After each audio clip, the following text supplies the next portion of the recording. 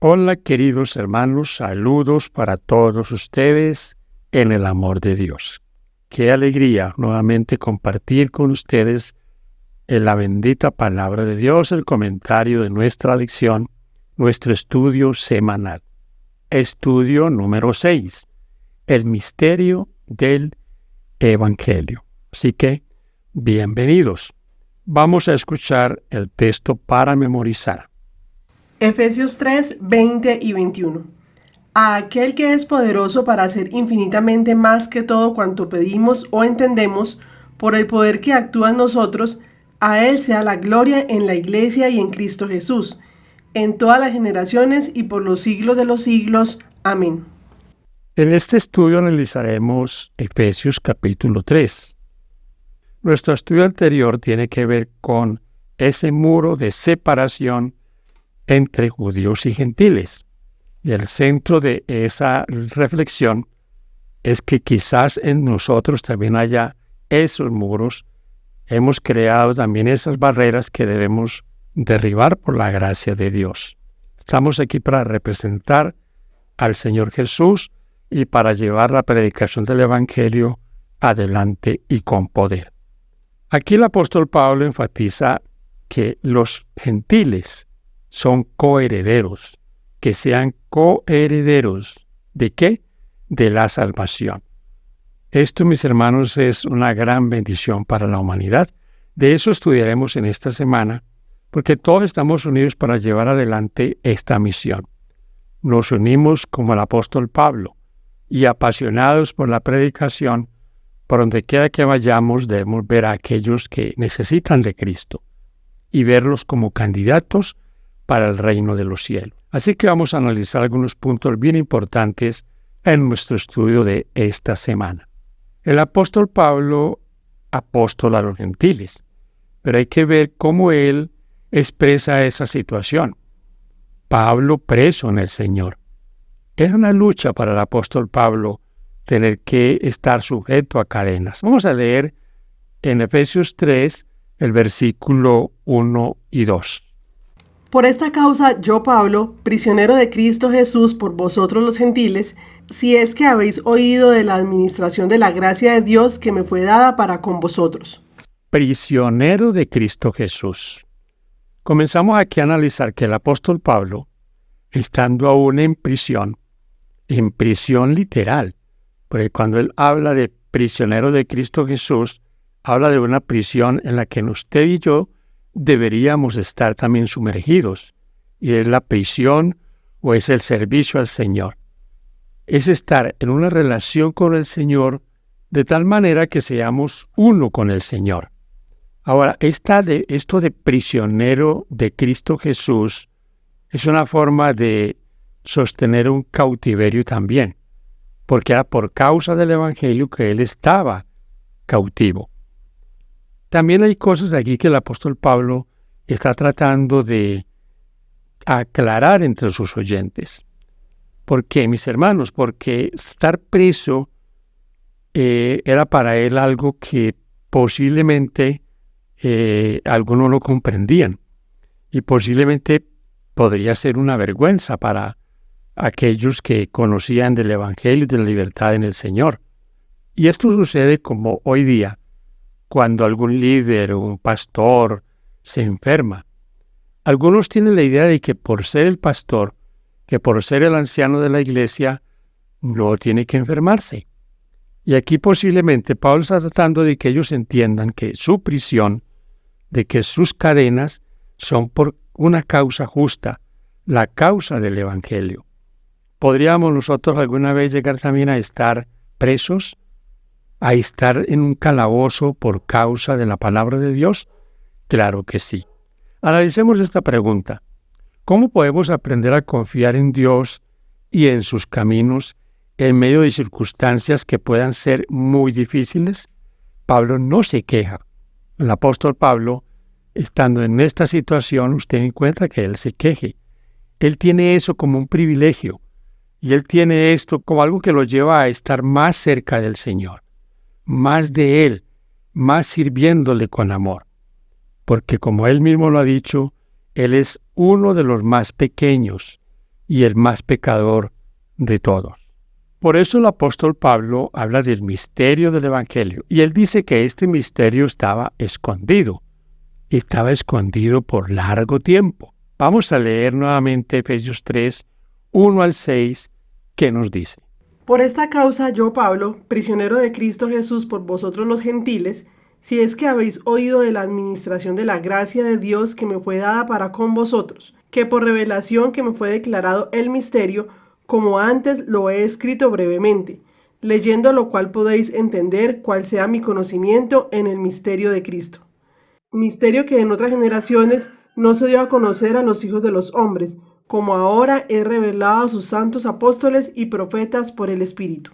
Que los gentiles son coherederos y miembros del mismo cuerpo, y copartícipes de la promesa de Cristo Jesús por medio del Evangelio.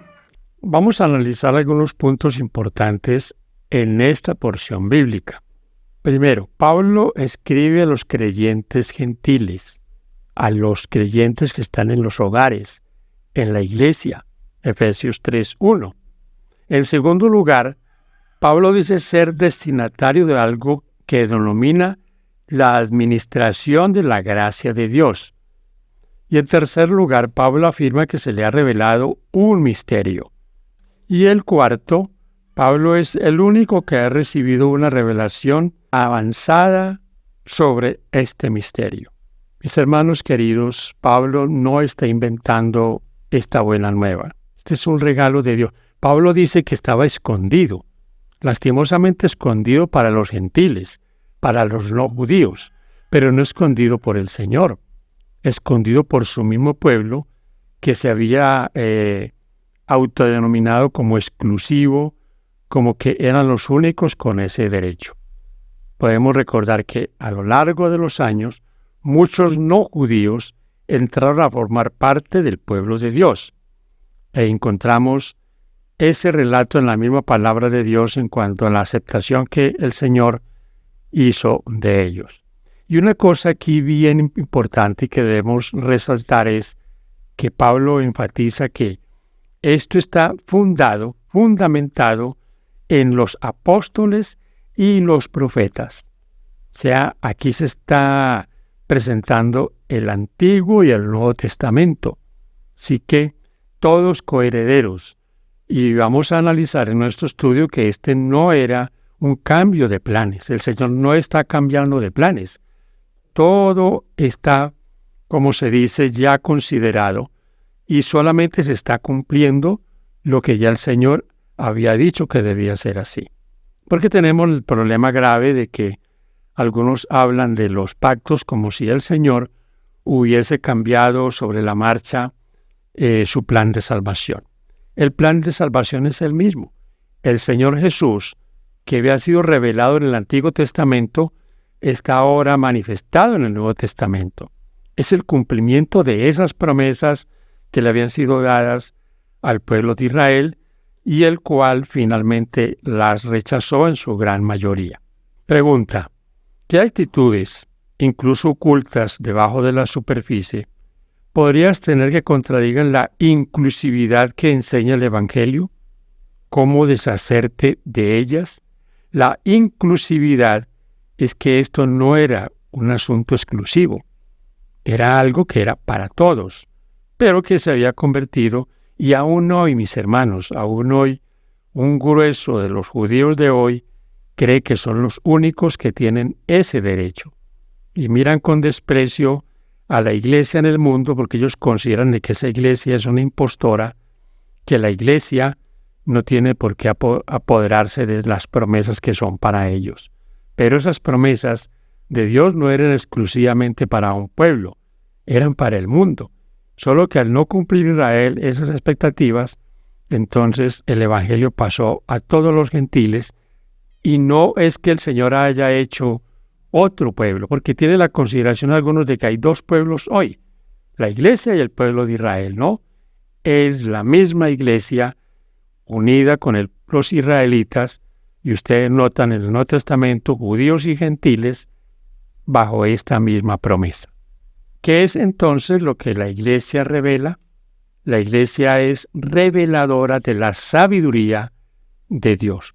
Veamos qué dice el apóstol Pablo en Efesios 3, 7 al 13 sobre este tema de la iglesia como depositaria o reveladora de la sabiduría de Dios. Del cual yo fui hecho ministro por el don de la gracia de Dios, que ha sido dado según la operación de su poder. A mí, que soy menos que el más pequeño de todos los santos, me fue dada esta gracia de anunciar entre los gentiles el evangelio de las inescrutables riquezas de Cristo, y aclarar a todos cuál sea la dispensación del misterio escondido desde los siglos en Dios, que creó todas las cosas, para que la multiforme sabiduría de Dios sea ahora dada a conocer por medio de la Iglesia a los principados y potestades en los lugares celestiales, conforme al propósito eterno que hizo en Cristo Jesús nuestro Señor, en quien tenemos seguridad y acceso con confianza por medio de la fe en Él, por lo cual pido que no desmayéis a causa de mis tribulaciones por vosotros, las cuales son vuestra gloria. Aquí Pablo vuelve a afirmar que este es un misterio. ¿Por qué es un misterio, mis hermanos queridos? Porque el hombre no es merecedor de nada. No somos merecedores, pero Dios en su infinita misericordia ha revelado esa gracia para cada uno de nosotros. Fíjese que Pablo asegura en el versículo 8 que es menos que el menor de todos los santos. Él no considera ser superior ni considera que tiene algún privilegio, no. Él enfatiza una y otra vez que él no es merecedor. Y es algo a lo que usted y yo también debemos llegar como conclusión. Esto es gracia, esto es misericordia de Dios. Y a mí por lo menos me parece muy triste cuando acusan a los adventistas de querer ser salvos por las obras, porque guardan los mandamientos, porque guardan el sábado. Y todos sabemos de que eso no es así, que es una vil calumnia. Si alguien tiene ese concepto, pues sabemos que está equivocado.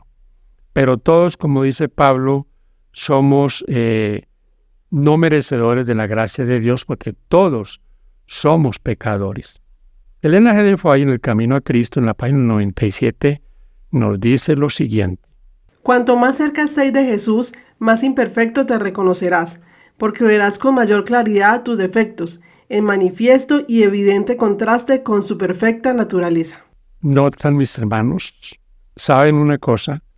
Cuando nosotros nos animamos a señalar a los demás por sus errores, creo que tendemos a olvidarnos de dónde el Señor a nosotros también nos ha llamado y que no hemos sido lo mejor. Como dice el dicho, no hemos sido las mejores joyitas, pero como nos pensamos a veces o creemos que somos mejores, entonces nos atrevemos a señalar a aquellos que están posiblemente andando en cosas que nosotros consideramos que no debe ser. No somos entonces ayudadores, no somos motivadores de que aquellos que, si consideramos que están en el error, vuelvan de esos caminos. ¿Y cómo lo hacemos? Pues con amor y sobre todo con oración. Muchas veces cuando olvidamos ese principio, el principio de que antes de señalar debemos orar, entonces entramos en ese grave problema. Entonces, la multiforme sabiduría de Dios está, mis hermanos, notificada para nosotros. Fíjense que también el apóstol habla de las potestades de los cielos. ¿A quién se refiere? Se refiere a todos aquellos poderes que han descendido a esta tierra para causar problemas, para causarnos a nosotros muchos dolores. Esas potestades a las cuales él se refiere en Efesios 6, 11 y 12. Les he dicho, mis hermanos, que el Señor ha unificado a judíos y gentiles. Es un error teológico hablar de dos pueblos y que Dios está lidiando con la iglesia ahora y que luego va a lidiar con Israel. No, eso es un error fatal. El Señor está lidiando con un solo pueblo, constituido por judíos y gentiles. Si tu congregación se tomara en serio la descripción de trabajo que Pablo hace de la iglesia en Efesios 3:10, ¿cómo podría cambiar la forma en que tú y los hermanos de iglesia se relacionen entre sí? si todos estamos trabajando en un mismo sentido, si todos trabajamos con un mismo propósito de hacer que sea el reino de Dios el exaltado y el que pueda crecer entre nosotros. No pensemos tanto en crecimiento en número, pero ese finalmente será el resultado. Lo importante aquí no es el número, sino la consagración, la dedicación al Señor.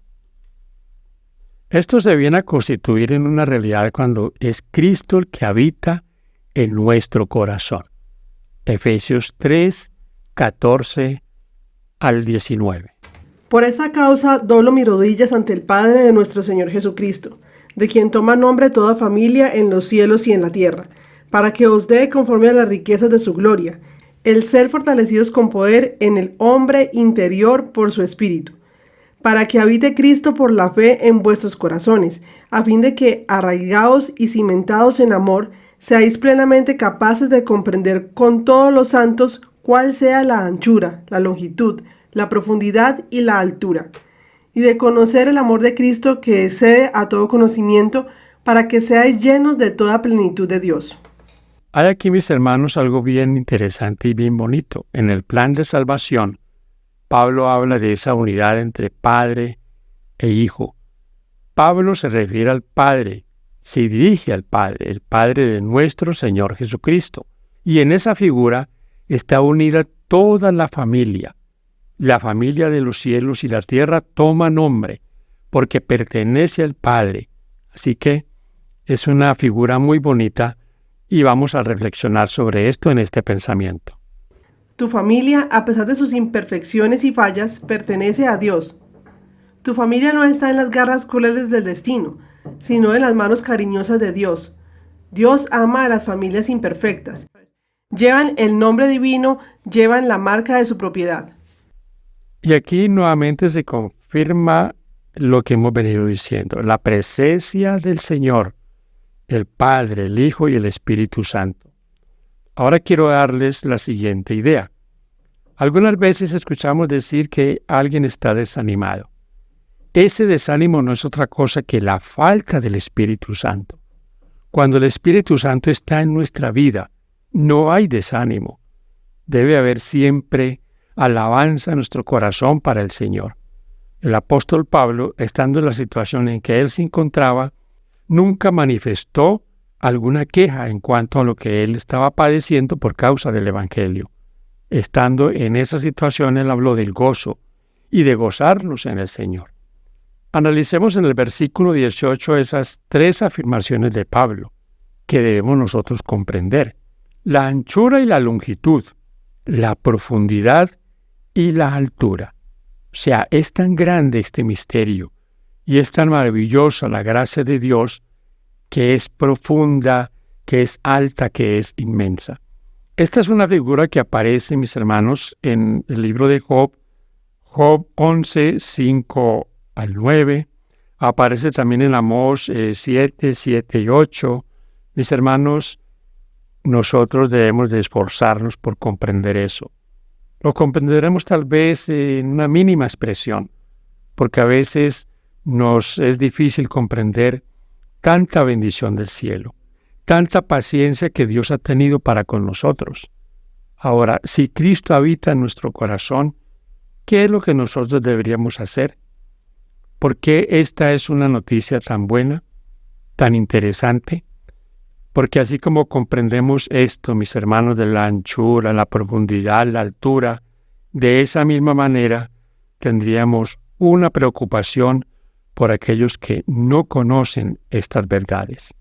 Entonces, son palabras buenas, son buenas noticias para nosotros. Cristo habita en nuestro corazón.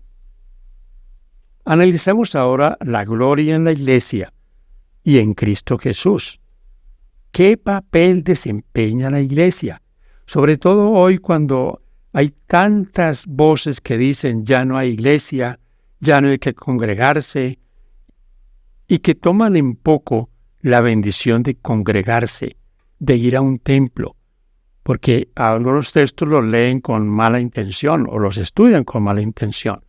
Dios no habita en templos hechos por manos de hombres, mas sin embargo, Él habitó en el templo hecho por Jerusalén. Mas sin embargo, Él fue la gloria del segundo templo, cumpliendo así lo que había dicho el profeta. El Señor habita en nosotros, habita en nuestro templo, pero cuando nos congregamos, Él se goza de estar entre nosotros. Vamos a leer los versículos 20 y 21 de Efesios 3. Y aquel que es poderoso para hacer todas las cosas mucho más abundantemente de lo que pedimos o entendemos, según el poder que actúa en nosotros. A Él sea la gloria en la Iglesia, en Cristo Jesús, por todas las edades, por los siglos de los siglos. Amén. Dice el apóstol Pablo, a Él sea la gloria en la Iglesia. La Iglesia, por supuesto, somos nosotros. Tú y yo formamos parte de la Iglesia, somos la Iglesia. El lugar de reunión, las paredes, el templo, ese es el lugar donde nosotros nos congregamos para alabar al Señor. Pero ¿quiénes se congregan? ¿Quiénes se reúnen? La Iglesia. Analicémoslo en los siguientes 2 puntos. Primero, el pasaje. Eleva a la Iglesia en forma inapropiada poniéndola a la par de Cristo en la frase a Él sea la gloria en la Iglesia y en Cristo Jesús. Efesios 3:21. En Efesios, si bien Pablo está muy interesado en la Iglesia, es evidente que Cristo es el Salvador de la Iglesia, ya que es Cristo quien mora en el corazón de los creyentes. Efesios 3:17. En la doxología, Pablo alaba a Dios por la salvación ofrecida a la Iglesia por medio de Cristo Jesús. Segundo, la frase en todas las generaciones y por los siglos de los siglos, Efesios 3:21, describe un futuro terrenal, eterno para la Iglesia, en que la venida de Cristo queda en suspenso. Efesios exhibe una sólida expectativa para el futuro. Por ejemplo, Efesios 4:30 mira hacia el día de la redención. Además, los creyentes experimentarán el poder soberano e ilimitado de Cristo en el siglo venidero. Efesios 1:21. La doxología de Pablo debería leerse como una celebración del poder inagotable de Cristo ejercido en favor de los creyentes. Notan, mis hermanos, ejercido en favor de cada uno de nosotros. Es la bendición otorgada por el Señor al darnos a nosotros, la Iglesia, esa bendición, la bendición de ser los que llevan esas verdades por todo lugar. ¿Cómo nosotros glorificamos al Señor Jesús? ¿Cómo es glorificado Cristo en la Iglesia? Es glorificado cuando no solo nosotros presentamos una vida transformada por Él, sino que también llevamos esa palabra y ese mensaje a todos aquellos que lo necesitan. Pregunta para todos: ¿qué bendiciones de Dios son especialmente valiosas para ti? ¿Qué tal si practicamos y tratamos de componer una oración de alabanza para enaltecer a Dios por ellas, por esas bendiciones, por esos privilegios inmerecidos que el Señor nos ha dado a nosotros? Mis hermanos queridos, así tengamos dificultades, problemas, estemos pasando por una tribulación con la salud, con cualquier situación, no olvidemos, tenemos la gloria, y la gloria es Cristo en la Iglesia. ¿Cómo podemos armonizar nuestra condición espiritual eclipsada con la presentación de nuestro texto, Efesios 3:14 al 19, que describe la plenitud del conocimiento que tenemos el privilegio de poseer? ¿Cómo puede el cielo mirarnos a nosotros, que hemos tenido todas las ventajas espirituales y temporales para que podamos crecer en la gracia, cuando no hemos aprovechado nuestras oportunidades? El apóstol no escribió esas palabras para atormentarnos, engañarnos ni generarnos expectativas, solo para chasquearnos con ellas en nuestra experiencia. Escribió esas palabras para mostrarnos lo que podemos y debemos ser, si queremos ser herederos del reino de Dios. ¿Cómo podemos ser colaboradores de Dios si tenemos una experiencia eclipsada? Tenemos conocimiento de los privilegios del cristiano y debemos buscar ese profundo entendimiento espiritual en las cosas de Dios que el Señor ha deseado que tengamos. ¿Realmente creemos en la Biblia? ¿Realmente creemos que podemos alcanzar el conocimiento de Dios que se nos presenta en ese texto? ¿Creemos cada palabra que sale de la boca de Dios? ¿Creemos en las palabras pronunciadas por los profetas y los apóstoles por Jesucristo, quien es el autor de toda luz y bendición y quien habita toda riqueza y plenitud? ¿Realmente creemos en Dios y en su Hijo? Mis hermanos y amigos, tenemos un gran privilegio, el privilegio de llevar el mensaje, el misterio de la salvación a todos aquellos que nos rodean. Gracias por acompañarnos hasta este punto. Esperamos que sea de bendición para todos y podamos ser edificados en la palabra de Dios. Dios bendiga a todos. Gracias por compartir el mensaje de la palabra de Dios.